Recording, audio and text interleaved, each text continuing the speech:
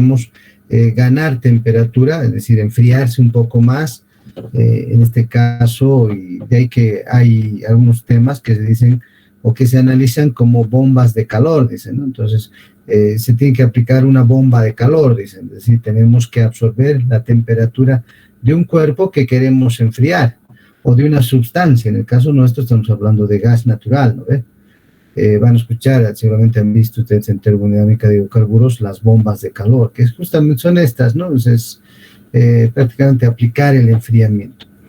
En el caso nuestro, entonces, el COP o el coeficiente de performance o rendimiento justamente es para ver cuánta calor cuánto requiero de extraer calor de un cuerpo y cuánta temperatura justamente para que ese calor pues sea transferida, digamos, en el sistema y que esté dentro de un buen performance o rendimiento. Generalmente les digo, cuando el rendimiento es mayor a 1, ¿no? Entonces, póngale 1.2, 1.3, 1.5, 1.8.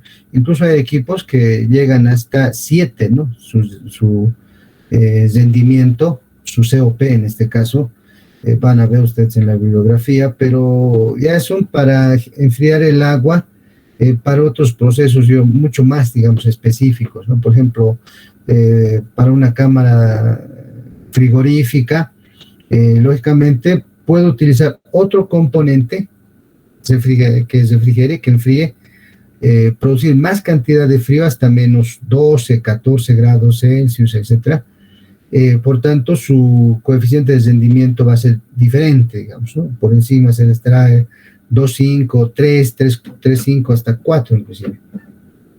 En nuestro caso, prácticamente un coeficiente de rendimiento que esté entre 1 y 2 es, por encima, mayor a 1, lógicamente, por encima de mayor a 1, es un coeficiente de rendimiento óptimo, decimos, ¿no? 1.1, 1.5, 1.8 y demás. Entonces, de eso se trata, ¿no? Aquí, por ejemplo, me dice calcular la carga de calor en el condensador, ¿ya? O sea, qué cantidad de calor debo darle. O sea, en este caso no darle, sino debo absorber esa cantidad de calor del producto que está ahí, ¿no? ¿Sí? Entonces es lo que necesito, lo que me pide. Y la fracción líquida producida, o sea, hasta dónde debo enfriar, y el coeficiente de rendimiento. Si este coeficiente de rendimiento me da mayor a 1, entonces la carga de calor en el condensador está bien y la cantidad de fracción líquida que voy a producir también está bien, ¿no? A eso se refiere calcular el COP.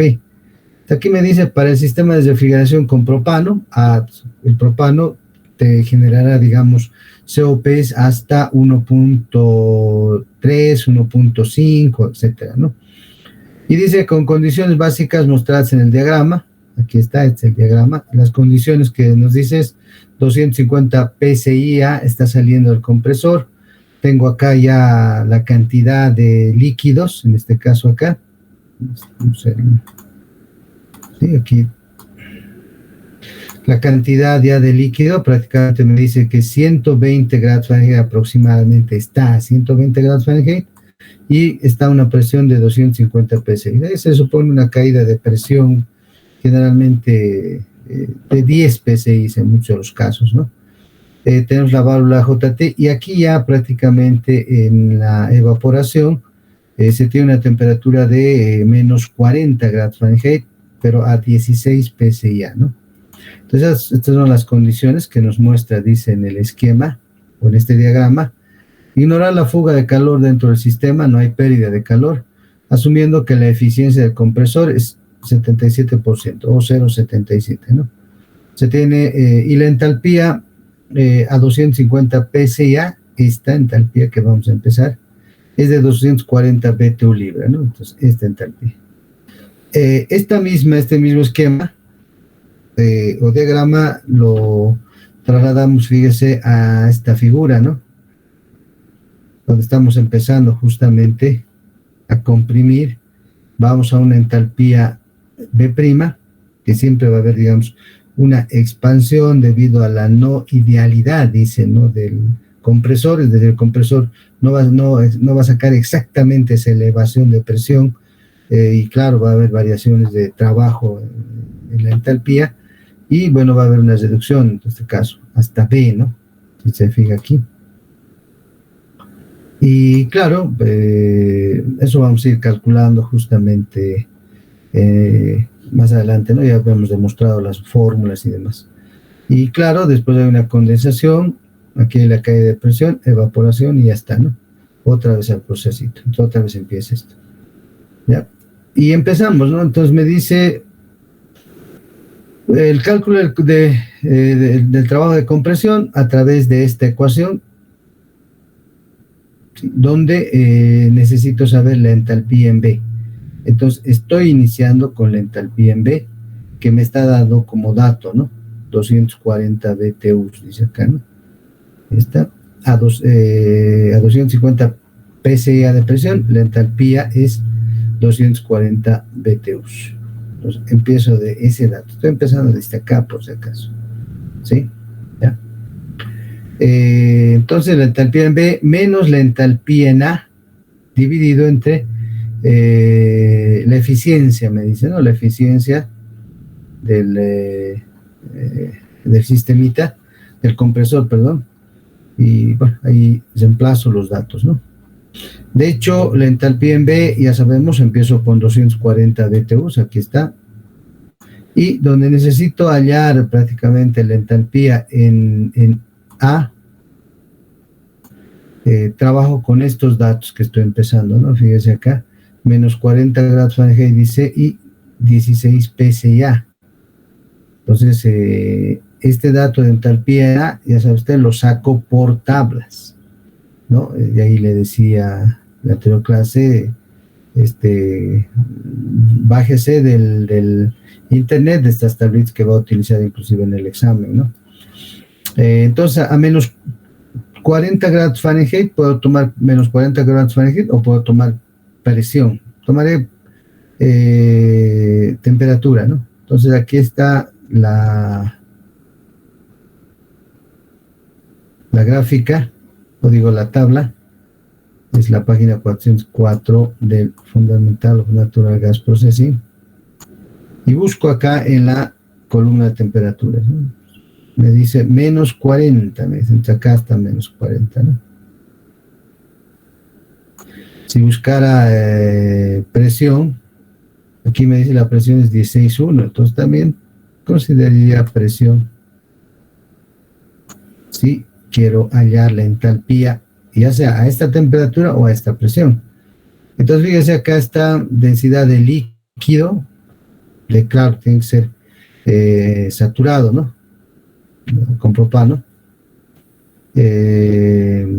vapor, y esto es lo que me interesa, ¿no? Las entalpías, la entalpía en la fase líquida y la entalpía en la fase vapor. Entonces, como estoy empezando recién con vapor, entonces el valor que voy a tomar es 182.240, ¿no?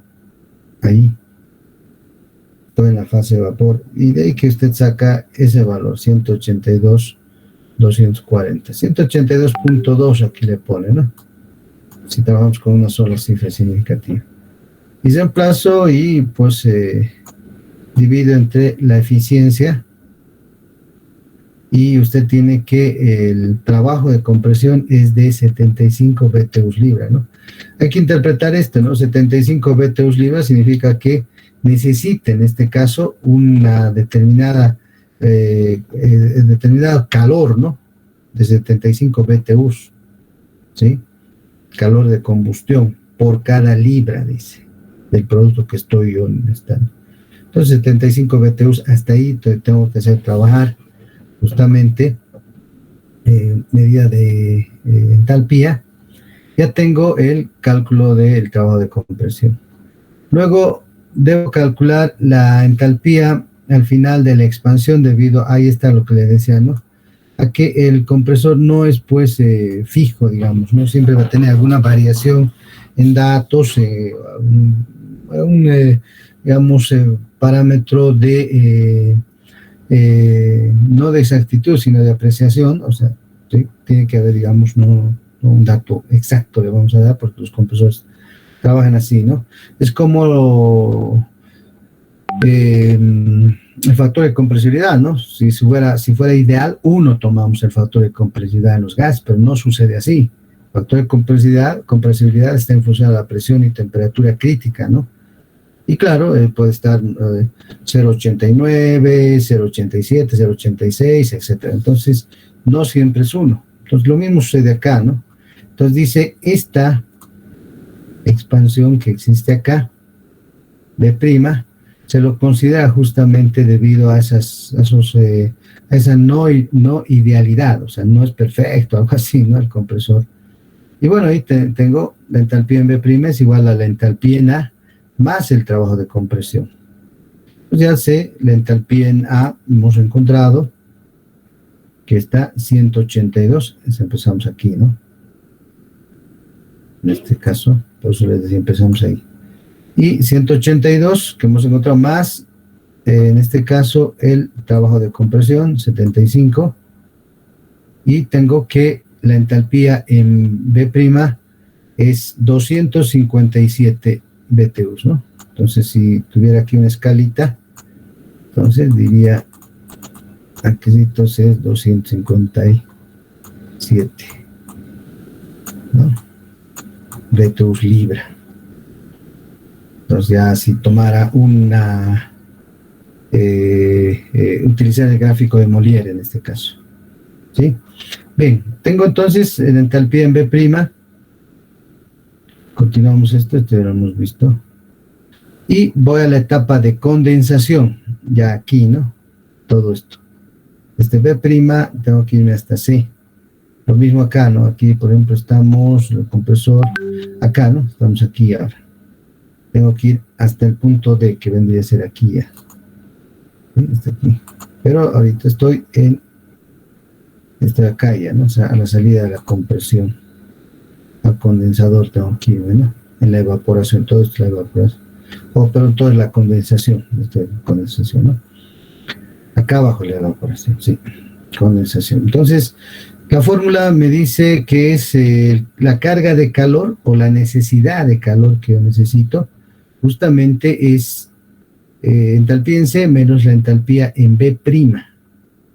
La entalpía en C debo calcular, pero ¿qué parámetros tomo? Los que me está dando al principio el problema.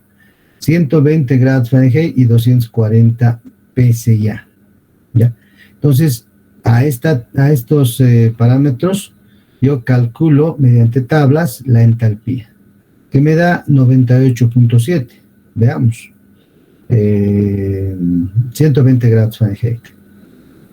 Utilizo la otra página de la tabla y me dice ¿dónde está? 120, ¿no? 120, aquí está, 120, ¿no? Y eso es justamente lo que busca. Y tengo pues la entalpía en la fase líquida, 98.721, y la entalpía en la fase vapor, 222.170. ¿Sí? Pero como dice la entalpía en la fase líquida, ¿por qué? Porque ya prácticamente está condensado, por eso hay la condensación. Entonces tomo entalpía en la fase líquida, ¿no? Que es 98.721. Y aquí toma 98.7, ¿no? Redondeando, ¿no? Okay. No, porque fíjese, ya estamos prácticamente acá, ya estamos condensados, aquí ya estamos. Había una condensación, ¿no? Y ahora sí lo voy a retirar totalmente con la presión, voy a retirar, voy a convertir justamente ese condensado ya efectivamente a líquidos, ¿no? Aquí, bueno, aquí estoy ganando trabajo por el calor que estoy produciendo. Acá estoy generando más calor por el trabajo que voy a producir. Es al revés, ¿no? Termodinámico, ¿sí? Bien, entonces en place, entonces dice entalpía, en este caso, aquí, ¿no? Entalpía en C, 98, menos la entalpía en B', 257, que ya hemos encontrado acá, ¿no? 257, y está. Y lógicamente aquí me va a dar un valor negativo, ¿no? BTU libre, pero no hay, pues, ¿de qué manera voy a expresar? Menos 158 BTU libre, no hay, ¿no? Yo lo considero positivo porque el calor siempre va a ser, digamos, va a tener un valor, un signo positivo, y es 158 BTUs en la carga de calor, ¿no? Por eso aquí no se confunda, ¿no? Se llaman bombas de calor, lo que llaman, ¿no? O sea, ¿cuánto voy a absorber el calor de un producto? ¿No? En este caso, el calor que le voy a absorber al gas, y para que se vuelva frío, ¿no? O sea, esa temperatura que tiene, digamos, está, no sé, a 2 grados centígrados, lo que yo quiero volverles a -4, -6 grados centígrados o Celsius, ¿no? Yo tengo que la carga de calor es 158.3 BTU libre. ¿Ok? Y ahí hemos utilizado justamente eso. Y ahora voy a calcular la fracción másica condensada, ¿no? La cantidad de masa líquida que se está obteniendo. Y puedo utilizar esta ecuación, ¿no? La entalpía en A, ¿sí? Que tenemos que, la entalpía en A prácticamente ya lo tenemos, ¿no?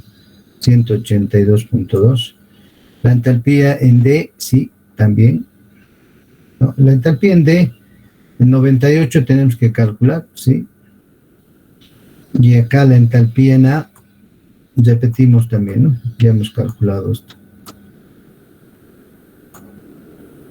Y esto, 98.7, la entalpía en D, lo hemos calculado, ¿sí? Creo que es esto, la entalpía en D, ¿dónde está? O no lo hemos calculado, veremos. No, la entalpía en D no hemos calculado, ¿no? Entonces, bajo esos parámetros, sí, en D, entalpía en D, sí. Y me dice, calcule bajo estos parámetros, a ver, sí, 98.7. Hemos calculado la entalpía en D. ¿Dónde está?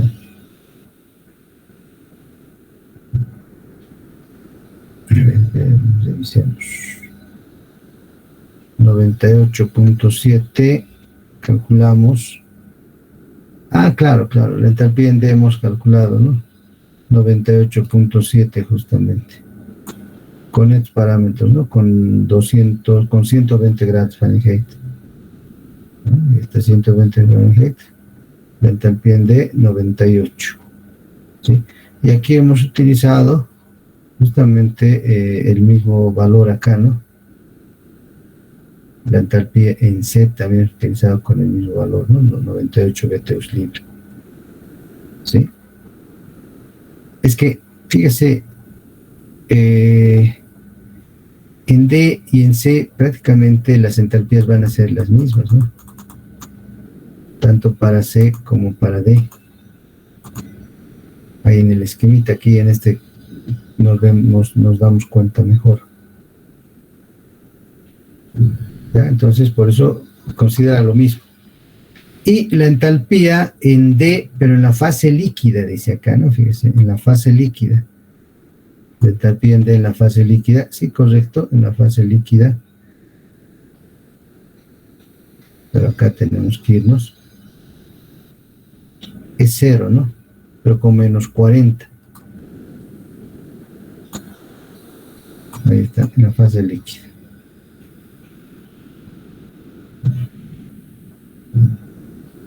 Ok, entonces, de ahí estamos considerando la entalpía en D en la fase líquida, pero, ojo, consideramos, en este caso acá, ¿no? Esto, -40 grados Fahrenheit, ¿no?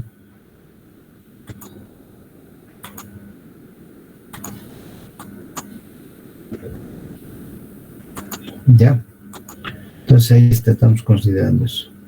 Si hacemos la operación, le va a salir que la fracción, calcule usted, ¿ya? Y necesitaba hacer justamente estas operaciones porque voy a reemplazar en esta ecuación el coeficiente de rendimiento. En este caso me dice la fracción másica, que es 0,46, multiplicada por la entalpía en A, 182, por la entalpía en D en la fase líquida, hemos dicho que es 0, y el trabajo de compresión, hemos dicho 75, ¿no? Acá, ojo, fíjese, no considera directamente fracción, ¿no? Porque aquí, fíjese, no, aquí no, aquí no, 75. No, eso, a ese valor me refiero. Ahí está, ¿no? Haga el cálculo, 0.46 por 182.2 dividido entre 75, le va a dar seguramente 1.10, 1.103, algo así, ¿no?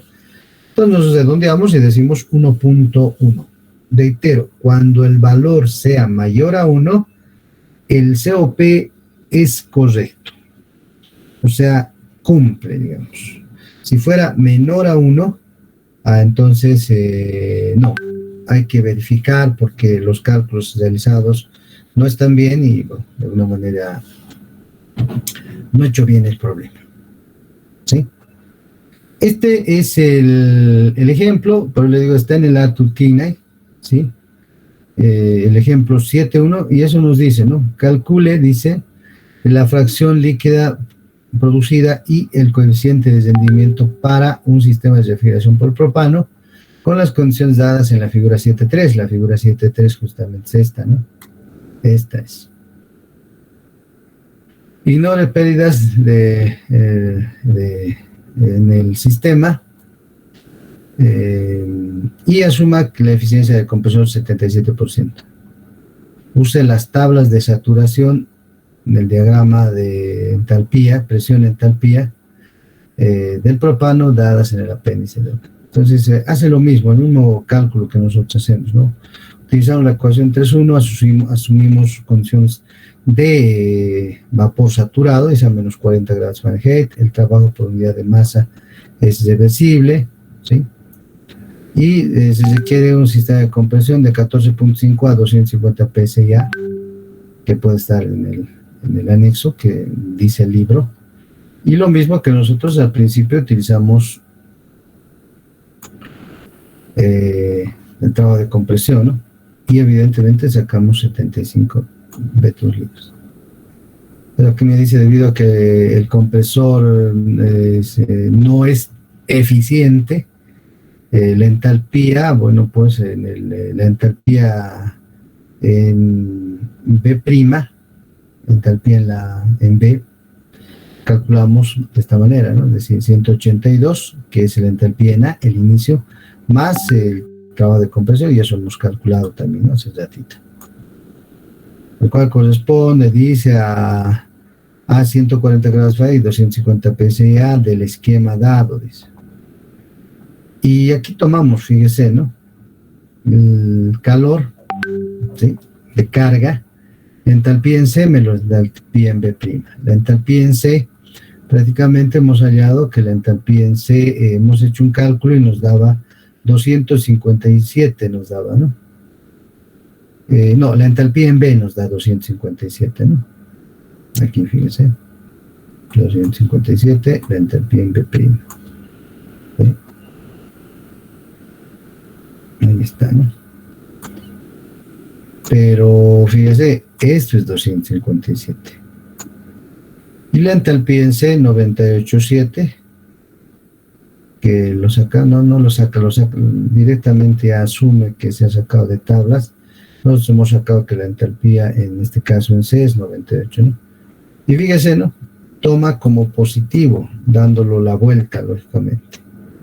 ¿Sí? La carga, a esto me refiero. Nosotros acá, fíjese, consideramos esa carga de calor negativo, ¿no? Haciendo la operación que corresponde. Pero lo asumimos como positivo, ¿no? En este caso. Yo lo que nos dice justamente el texto, ¿no? Para que usted verifique, dice, ¿no? El siguiente ciclo calcula el trabajo de compresión. No, eso no se me acá, ¿no? Usualmente está alrededor de 8 a 10. El calor de carga en el condensador es el cambio en la entalpía que viene, dice, calentado y se va a la fase líquida condensada, ¿ya? Entonces, básicamente, o en el principio, la saturación de la tabla del valor debería mostrar esto, ¿no? 158. Y La fracción másica, lo mismo, ¿no?, que hemos hecho, nos da en este caso 0,46. Y finalmente dice el COP, fracción másica 0,46. 0,46 hemos sacado, ¿no? La fracción másica, sí, 0,46, correcto. 1.1, el COP. Eso es lo que nosotros queremos saber. ¿Ya? En resumen, entonces, prácticamente estamos aplicando este sistemita, o este esquema: tambor de succión, compresor, el condensador, el receptor donde ya está la fase líquida, la válvula JT, que utilizamos esa fase líquida fría, lo expandimos mucho más y obtenemos acá ya a condiciones de unos 40 grados Fahrenheit y 16 PSI, ¿no? Y producto de que lo hemos trabajado con la carga de calor que inclusive hemos adicionado, ¿no? Entonces hemos utilizado esta ecuación, hemos hallado por tablas la entalpía en A, hemos reemplazado y hemos obtenido este resultado. La entalpía B' debido a la expansión la calculamos, ¿sí? Y el cálculo de carga, en este caso ya hemos visto, obtenemos el valor. Por eso les decía, de la página 404 y 405 usted obtiene los valores de entalpía en la fase líquida con la fase, o como en la fase, en este caso, vapor, ¿no? Entonces ahí ya tenemos temperaturas hasta 10, de aquí continúa 15, 20, y claro, consideramos las entalpías en la fase líquida y vapor. El valor que obtenemos con menos 40, fíjese, obtenemos acá 182 entalpía en al principio en la fase vapor, y en la fase líquida ya la entalpía es 0, ¿no? A menos 40 grados Fahrenheit. Estos dos son los valores que consideran, ¿no? Esta flechita tiene que ir aquí, esta aquí tiene que ir. Luego ya aquí en el proceso, justamente donde hemos calculado el valor de la entalpía en C, 98 con 120 ya, ¿sí? Y va a ser lo mismo, en este caso, bueno, calculamos lo mismo, ¿no?, acá, con la temperatura, y obtenemos la entalpía, en este caso en la fase líquida, que es 98, habíamos dicho, ¿no?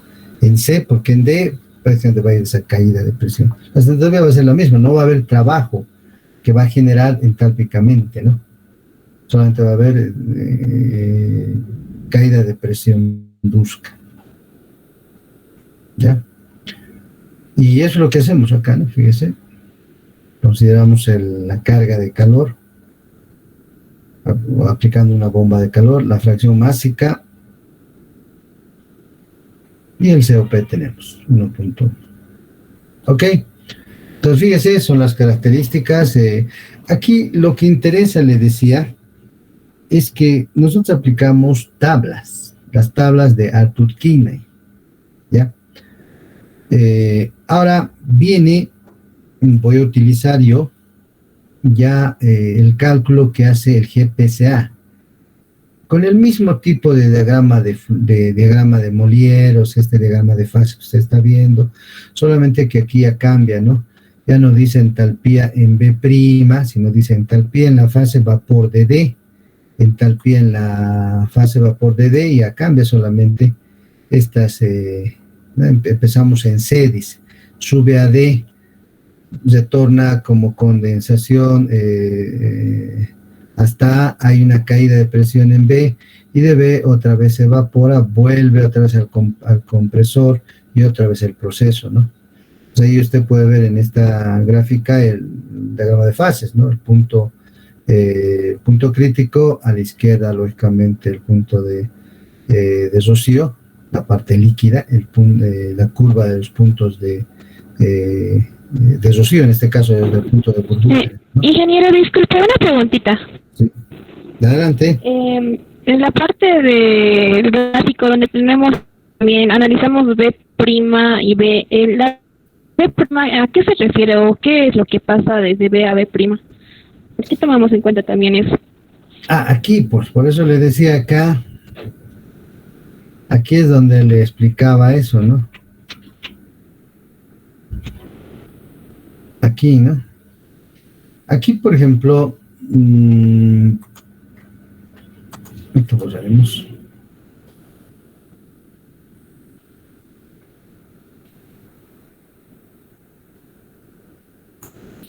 Cuando estamos iniciando en la compresión, acá hay una compresión, estamos aquí, ¿no? Entonces hay la compresión.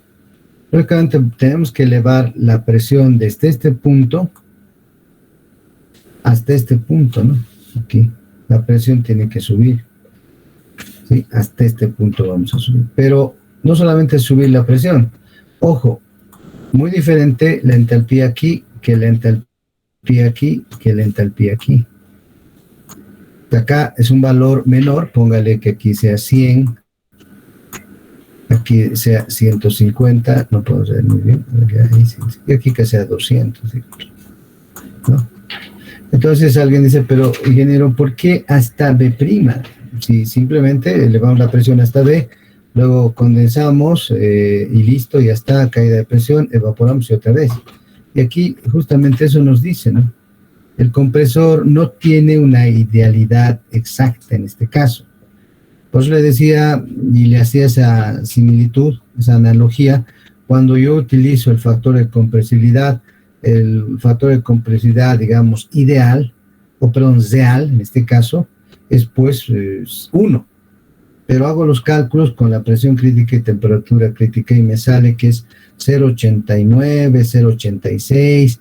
Por tanto, la compresión, o sea, el factor de compresividad no es exacto, digamos, en gases.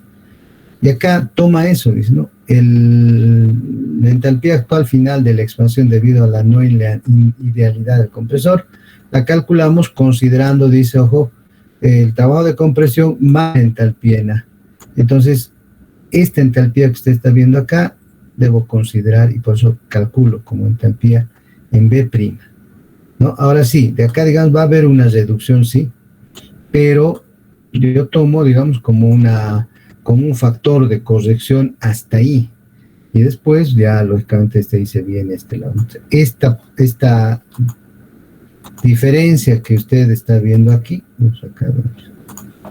esta diferencia entre este punto y este punto es como un factor de corrección que usted tiene, que le está dando al compresor prácticamente. ¿Ya? Por eso es que elevamos. Y aquí también me hace esa referencia, ¿no? En el texto. Si usted lee acá, ¿dónde estamos? Aquí, ¿no? Aquí me dice eso, ¿no? Debido a que el compresor no tiene una eficiencia o es ineficiente, dice ahí, la entalpía para el vapor considera, ¿no?, el cálculo con esta ecuación, ¿sí? Entalpía en B'.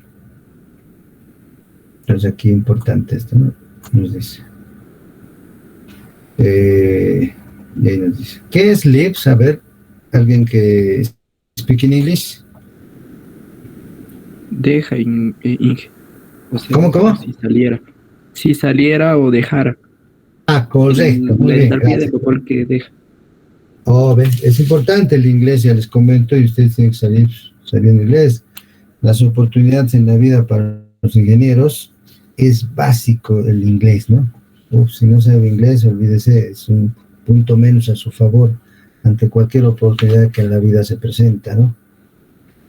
En la vida se abre pocas veces las puertas grandes, ¿no?, para el éxito profesional. Entonces eso hay que aprovechar cuando se abre una puerta y usted está bien preparado con todas las armas y ya está, triunfa, ¿no? Entonces ahí está, ¿no? Dice, se compara la entalpía y el vapor de salida del compresor es, ahí está, ¿no? Entalpía en B'. Entonces, justamente por eso es que considera esa expansión. Acá, por ejemplo, ahora lo que vamos a ver más adelante, ya más claro, en este grafiquito, lo voy a agrandar un poco, considero justamente esa no idealidad del compresor. Y fíjese, hasta D', ya le he dicho, en el gráfico Molière ya no considera B', ¿no? O sí, A', B', ¿no? Sino considera desde C, va a empezar hasta D' y reduce hasta D, como está viendo acá. En D' hay justamente ese margen de errorcito que pueda tener el compresor. Y en D', si yo he hecho caer verticalmente hasta la línea de entalpías, es 458. Entonces ha habido una variación desde D, eso lo vamos a analizar más adelante, de 445. Es una diferencia ahí, pueden tener de 8 BTUs libra, ¿no? En este caso, B a B', ¿no? Aquí tendría que ser B'. Ya vamos a arreglarlo eso, ¿no? Entonces, ahí está. Hacemos el mismo análisis, en este caso. A ver, vamos a ver si es que toma así, ¿no? Ahorita. Entonces, por eso les comentaba y les decía, un segundito. Estamos considerando prácticamente el método que nos está dando el Arthur Kinney, perdón, el GPCA, ¿no? El Arthur Kinney, que hemos terminado acá. Método de Arthur Kinney para hallar el COP y hallar las entalpías mediante tablas. Este otro que aplica el GPCA es mediante gráficos. Y aquí en el gráfico me dice usted empieza en C, va hasta D, reduce hasta, aquí tendría que ser D, en A cae y ahí está, toma usted las entalpías tanto en A, que en B va a ser lo mismo, en este lado va a ser la entalpía líquida en B, la entalpía vapor en B, la entalpía vapor en D y la entalpía prima en D, ¿no? Aquí. Es el mismo proceso. Las presiones tenemos aquí y las temperaturas están dentro del diagrama de fases. ¿Sí? Voy a hacer el mismo análisis, pero ya, como les digo, aplicando el método de GPSA mediante la curva de Molière, y ahí voy a encontrar, no por tablas, sino por gráfico, las entalpías que estamos viendo acá. Ese es el tema. ¿Sí? Y bueno, pues es lo que vamos a empezar ahora justamente a analizar en lo que corresponde. Y este es el esquema que toma el GPSA, el esquema, y este es su gráfico que toma el GPSA. Entonces dice, la etapa de entalpía, la etapa de expansión, la presión y la temperatura se reducen a pasar a través de las válvulas de control, válvulas de expansión. Cae la presión, dice, al punto B, a la presión B, el cual determina una temperatura deseada del refrigerante, ¿no? Claro, tenemos que expandir según el tipo de refrigerante, ¿no? En el punto B, aquí, ¿ya? Aquí también, ¿sí? La entalpía de líquidos saturados, entalpía líquida en el punto B, ¿no? Acá. ¿Ya? Aquí, perdón. ¿Sí? Y por la expansión, claro, nos está indicando aquí. Y eso también lo vamos a considerar en la gráfica. ¿Ya? Como la expansión entre A y B ocurre a través de una válvula de expansión, no hay intercambio de energía. Ah, sí, correcto, ¿no? En la entalpía, lógicamente. Y el proceso se considera isoentálpico. Entonces acá es isoentálpico, acá, ¿no? De A a B, porque ya saben ustedes, no hay ganancia de energía, es isoentálpico, pero hay una caída de presión. ¿Sí? Ahí está. Y estas son las ecuaciones. Anotaré, a ver, 2 personas han participado. ¿Cuál es su nombre, señorita? Usted me ha preguntado algo importante. Larico Condori y Shakira, de Petroleros.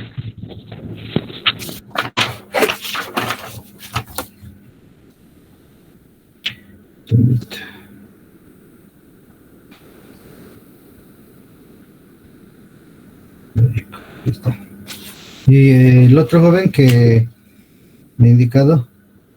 Inge Larico Loaiza Iván Gabriel de Petroquímica. Sí, aquí está. Ya.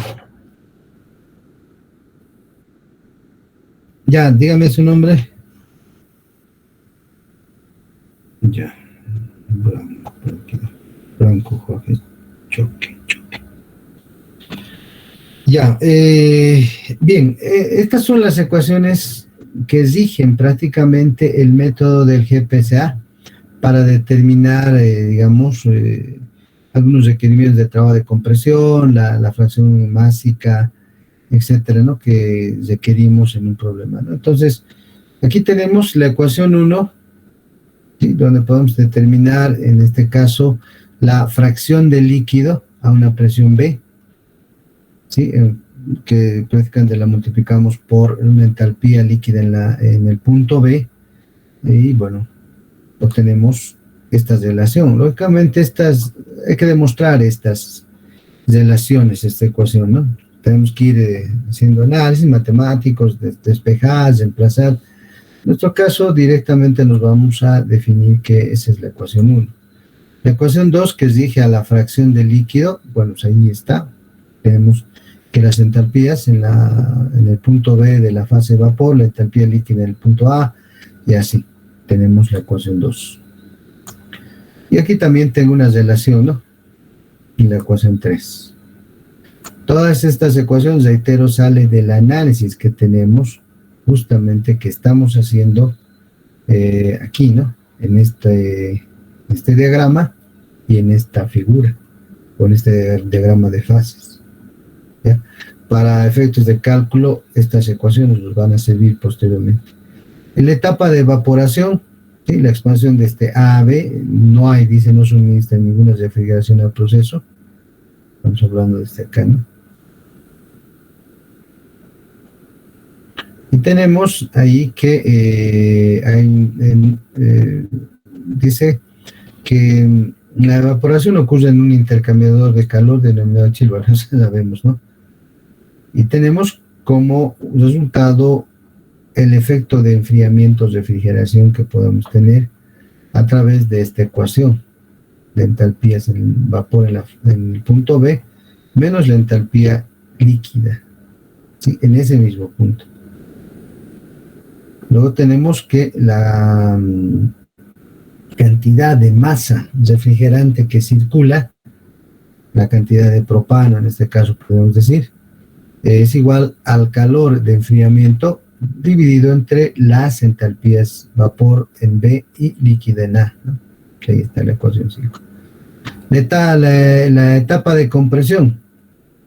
Cuando se realiza un trabajo isentrópico, pues podemos considerar que el trabajo, en este caso isentrópico, va a ser igual a la cantidad de masa del refrigerante multiplicada por las entalpías, ¿no? La entalpía prima, ahora sí aquí utilizamos esto, ¿no? En la fase de vapor D menos la entalpía en la fase de vapor en el punto B. La ecuación 6. Y aquí tenemos los trabajos también, ¿no? El trabajo del compresor, lo puedo determinar por esta ecuación o directamente utilizando entalpías, considerando, claro, su eficiencia, ¿no? Y tengo la entalpía en B. Esta ecuación 8 se van a acordar de mí. Esta es como una prueba de que si efectivamente yo he realizado un buen trabajo, lo puedo calcular analíticamente y no gráficamente esta relación, y si me da igual o casi igual, pues estoy realizando bien los cálculos gráficos, ¿no? En el diagrama de Molière. Sí, y finalmente el trabajo de compresión, ¿sí? Tienen la ecuación 9. Un compresorcito son importantes, digamos, en esto. Existe la etapa de condensación, donde se condensa lógicamente, y las ecuaciones que exigen esa etapa son estas dos, ¿no? Si usted se fija ahí. Calor de condensación que necesito.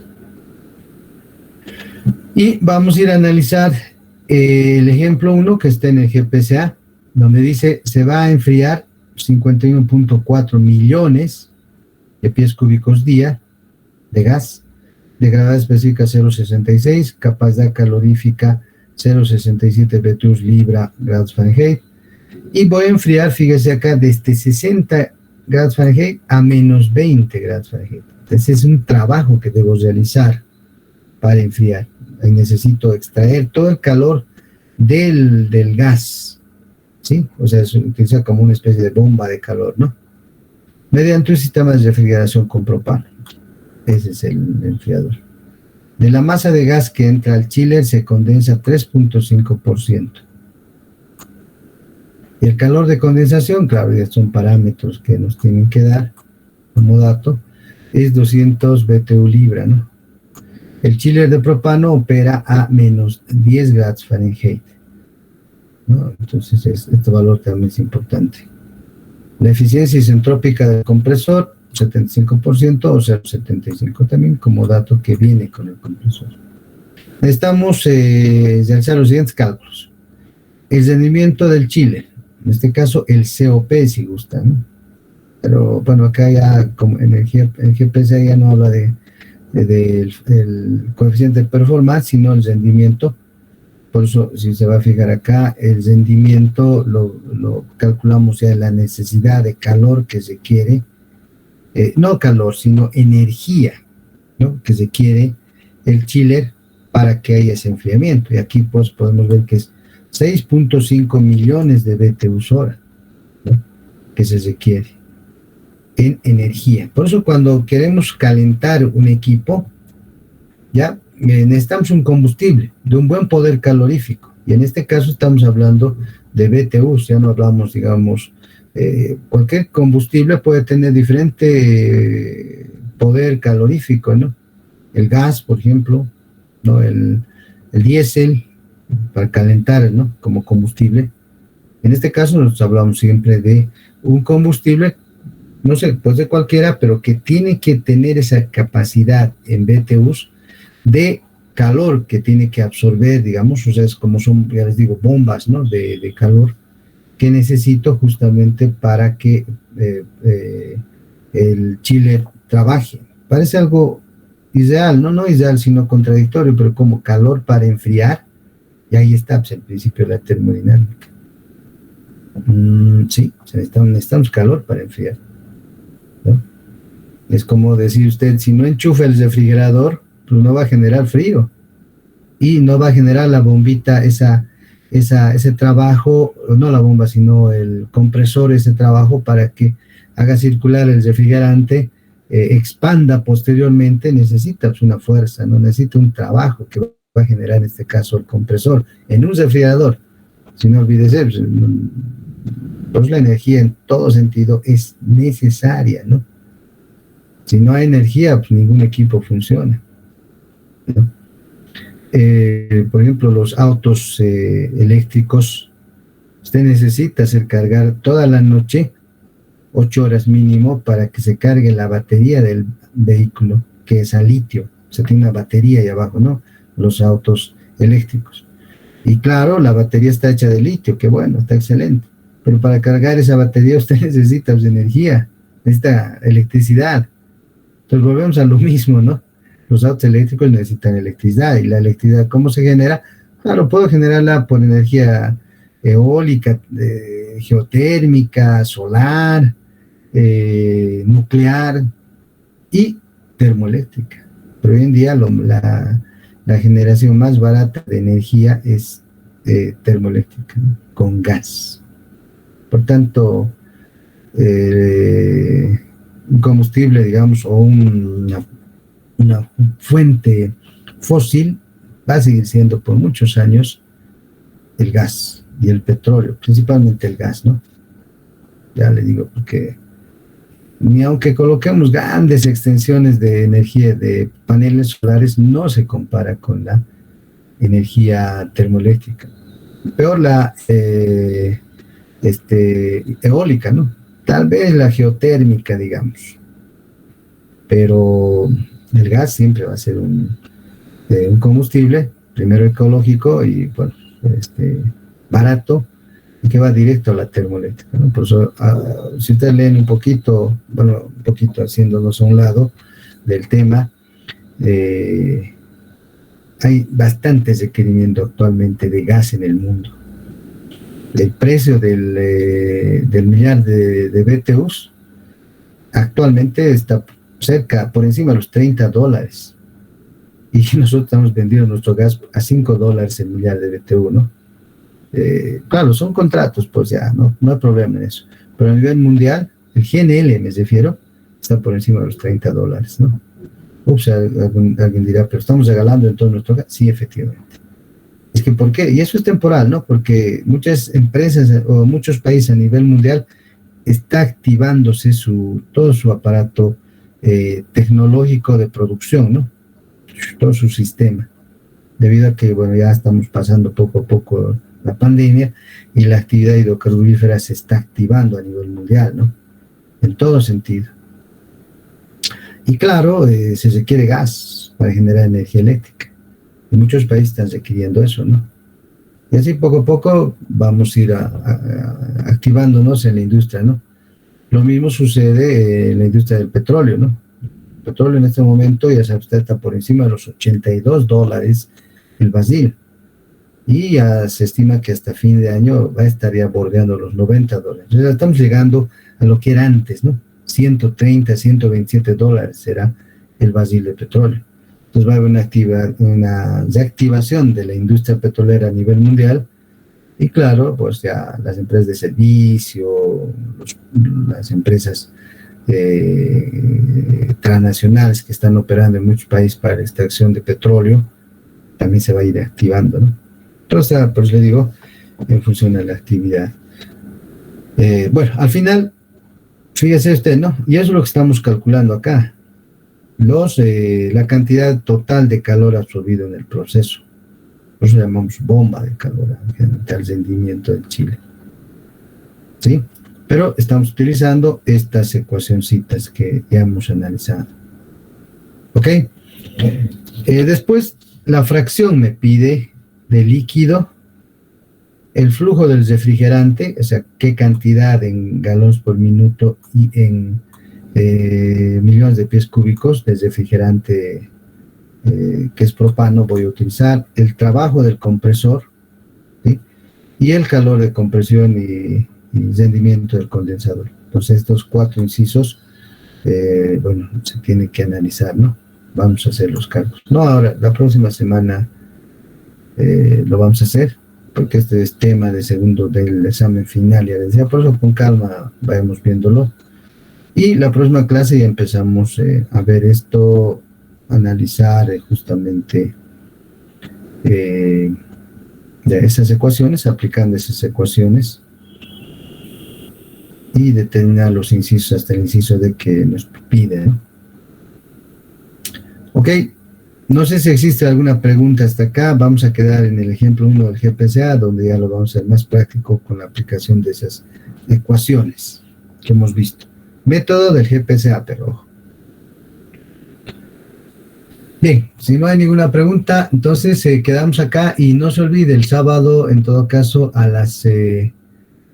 daremos el examen a las 9, por favor, más antes, mucho mejor, porque si dura, digamos, 180 minutos el examen, 1 hora y media o 2 horas que ustedes quizá van a pedir, pues mejor si acabamos más temprano, ¿no? Entonces 9 en punto nos veremos. Ya, entonces les voy a mandar el examen, seguramente 9:15 vamos a empezar, para tener hasta las 10:30, 10:45 y ahí terminamos, ¿no? El examen el próximo sábado a las 9, entonces empezaremos. ¿Están de acuerdo o tienen alguna clase anterior? A ver, dígame, o 9:30 nomás, depende de ustedes. Está bien, Inge. Está bien, Inge.